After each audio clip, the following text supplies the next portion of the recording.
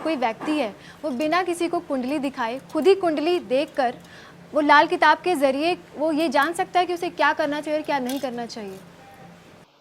हाँ, बिल्कुल ऐसी कई स्थिति होती हैं कि इंसान अगर अपनी कुंडली खुद ही देख ले तो जान सकता है कि उसे क्या नहीं करना चाहिए और क्या करना चाहिए। तो इसी तरह मैं कुछ मेन बातें बता देता हूँ आपको। आपको क्या, सारे दर्शकों को, देखने वालों को, कि जिस किसी की कुंडली में भी, अपनी कुंडली खोल के देखिएगा, जिस किसी कुंडली में भी अगर सूर्य देव छठे घर के अंदर बैठे हुए हैं, छठी पोजीशन पर हैं, तो आपको कभी भी किसी से कोई पैसा कर्जा लेकर कभी काम में मत मत कीजिएगा।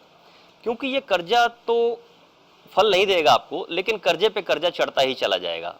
मेन कहना है कि आप कभी भी कोई भी काम करें लेकिन एक कर्जा लेकर काम ना करें। भले आपका हाथ कितना टाइट हो, लेकिन कर्जा उठा के काम मत कीजिएगा।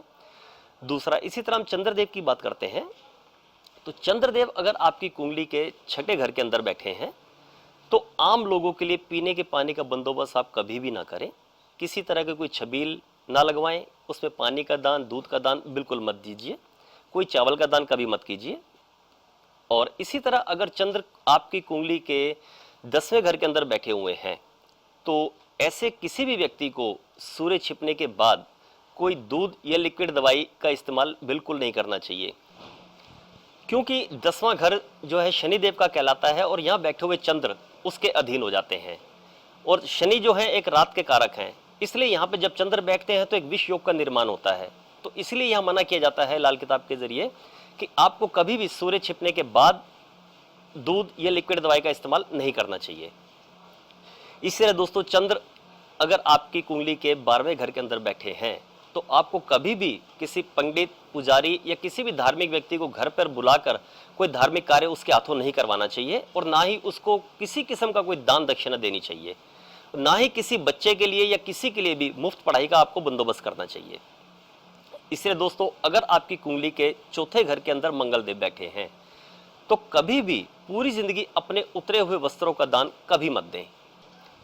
इस तरह दोस्तों, अगर बुध देव आपकी कुंडली के 8वें घर के अंदर बैठे हैं तो आप हमेशा अपने लिए काले रंग का अंडरवेयर इस्तेमाल करें। और कभी भी किसी पंडित, पुजारी, मौलवी या किसी भी धार्मिक व्यक्ति से कोई धागा, जल, भभूति, ताबीज कभी ना लें। अगर लेते हैं तो सोचिए कि आपके शरीर के कष्टों के कारण ये चीज़ बन जाती हैं। इस तरह दोस्तों, अगर बृहस्पति यानी कि गुरुदेव आपकी कुंडली के 5वें घर के अंदर बैठे हैं तो कभी भी किसी को भी अपनी जेब में से 1 रुपया भी पैसे का दान मत कीजिए, यानी कि नगद पैसे का दान कभी मत करें। इसी तरह यही बृहस्पति अगर आपकी कुंडली के 7वें घर के अंदर बैठे हैं तो पूरी जिंदगी किसी पंडित, पुजारी या किसी भी धर्म स्थान के इंसान को वस्त्र का दान मत दीजिएगा। घर में मूर्तियां मत रखिएगा बिल्कुल किसी भी तरह की। और इसी तरह अगर ये बृहस्पति आपकी कुंडली के 9वें घर के अंदर बैठे हैं तो कभी भी किसी धार्मिक कार्य के लिए नगद पैसे का दान मत दीजिए। आप घर में बैठे हैं, ऑफिस में बैठे हैं, कोई आपसे पास आता है, आपके पास आता है, जी हम जगराता करवा रहे हैं, पर्ची कटवाइए, अपना योगदान दीजिए, कभी मत कीजिए। उसको 1 रुपये देने की बजाय आप 10 रुपये का सामान लेकर वहां पे जाके खुद दे के आए, वो आपके लिए ज्यादा अच्छा होगा। इस तरह दोस्तों, अब आती है शुक्रदेव की बारी। तो शुक्र अगर आपकी कुंडली के 8वें घर के अंदर बैठे हैं तो कभी भी पत्नी के लड़ाई झगड़ों से हमेशा बच के चलिएगा। हमेशा उसकी हाँ में हाँ मिलाइए, भले ही बाहर आप क्या कर रहे हैं इसका कोई मतलब नहीं है। लेकिन अगर घर में आप हाँ में हाँ नहीं मिलाते तो सोचिए कि आपकी जिंदगी, या कह लें कि जो पारिवारिक जिंदगी है, उसमें खटास पैदा हो जाएगी। कभी किसी की कोई झूठी गवाही या जमानत देने की कोशिश ना करें, नहीं तो जिसकी आप जमानत देंगे वो बंदा तो चला जाएगा और जमानत और गवाही देने के कारण आप दिक्कत में आ जाएंगे। इस तरह दोस्तों, अगर शनिदेव आपकी कुंडली के पहले घर में आके बैठे हुए हैं तो कभी भी घर में आपके खुशी का टाइम आता है तो ढोल बाजे बिल्कुल ना बजाएं। म्यूजिक लगाएं, डीजे लगाएं या किसी भी तरह प्रोग्राम करें, लेकिन ढोल बाजे कभी भी बजाने की कोशिश ना करें। यही शनिदेव अगर आपकी कुंडली के 5वें घर के अंदर आकर अगर बैठ गए हैं तो दोस्तों, पूरी जिंदगी कभी अपने नाम, अपनी कमाई से मकान मत बनाइएगा। इसी तरह यही शनिदेव अगर आपकी कुंडली के 6ठे घर के अंदर आके बैठ गए हैं तो पूरी जिंदगी पैरों में चमड़े के जूते मत पहनिएगा। किसी से कोई चमड़े का सामान मुफ्त या गिफ्ट में मत लीजिएगा, नहीं तो बिना कारण आपके मान सम्मान में कहीं ना कहीं खराबी होती रहेगी, बिना कारण कोई ना कोई दिक्कत आपके साथ खड़ी होती रहेगी। इसी तरह दोस्तों, यही शनिदेव अगर आपकी कुंडली के 8वें घर के अंदर आके बैठे हैं तो कभी भी पैसा, वस्त्र और भोजन का दान मत कीजिएगा। कोई धर्मशाला या मुसाफिर खाना मत बनाइएगा, कि जिसमें लोग रात को आके रुकें और सुबह उठ के चलते बने, तो ये आपके लिए दिक्कत वाली बातें हो जाएंगी। इसलिए दोस्तों, अगर यही शनिदेव आपकी कुंडली के 9वें घर के अंदर आके बैठे हैं, तो सोचिए कि शनिदेव आपकी जिंदगी में आपको 3 मकान का सुख अवश्य देंगे। तो राय मेरी यहां ये बनती है कि आप 2 मकान जब चाहें अपने नाम कर लीजिए, लेकिन तीसरा मकान अपने नाम कोशिश कीजिएगा कि ना करें, क्योंकि लाल किताब यहां कहती है कि तीसरा मकान उस व्यक्ति की जिंदगी का आखिरी मकान होता है। जब वो इंसान तीसरा मकान बना लेता है तो आफ्टर सम टाइम, कुछ टाइम उसके सोची दुनिया छोड़ने का टाइम भी आ जाता है। हालांकि जब यह स्थिति आएगी तो तकरीबन दिमाग से निकल ही जाती है बात कि काम करूं या ना करूं, लेकिन लाल किताब जो कहती है वो बताना मेरा फर्ज था आपको।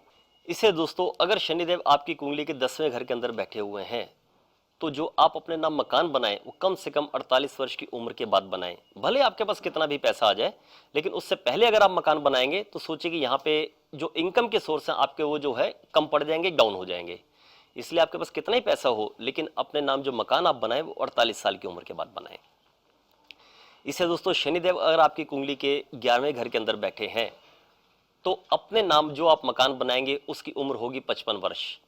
यानी 55 वर्ष के बाद आप अपने नाम मकान बनाएं, या आपको बना बनाया मकान मिले तो वही आपके लिए अच्छा होगा, उससे पहले अपने नाम मकान बिल्कुल ना करें। इस तरह दोस्तों, आगे आते हैं राहु देव। अब राहु अगर आपकी कुंडली के 4थे घर के अंदर बैठे हैं, तो पूरी जिंदगी आपने किसी गंगा नदी, किसी पवित्र नदी, सरोवर के अंदर पैरों से उतर कर स्नान नहीं करना। यानी कि आपने गंगा नदी के अंदर उतर के स्नान नहीं करना है। हरिद्वार जाएं या कहाँ पवित्र नदी जहां भी आप जाते हैं, अच्छी बात है, तो वहां से बाल्टी भर के बाहर रखें और सिर पे डाल के स्नान करें। नदी के अंदर उतर के कभी भी स्नान ना करें। इसी तरह दोस्तों, अगर यही राहु आपकी कुंडली के 7वें घर के अंदर बैठे हैं, तो कभी भी पार्टनरशिप के काम भूल के मत कीजिएगा। अपने घर में भी अपनी मिसिज, वो भी आपकी एक तरह से पार्टनर है, तो वहां भी थोड़ा सचेत होकर चलें, उसके हाँ में हाँ मिला के चलें, या थोड़ी समझदारी से चलें, क्योंकि यहां पे राहु पार्टनर चाहे कोई भी है उससे बनने नहीं देता बिल्कुल। इसी तरह यही राहुदेव अगर आपकी कुंडली के 8वें घर के अंदर बैठे हैं, तो हमेशा सरकारी दिक्कतों से बच के चलें, दूसरों के झगड़ों से बच के चलें, नहीं तो बिना कारण ही आप इसमें लपेटे में आ जाएंगे और करने वाले अलग होंगे और आप फंसे हुए दिखाई देंगे।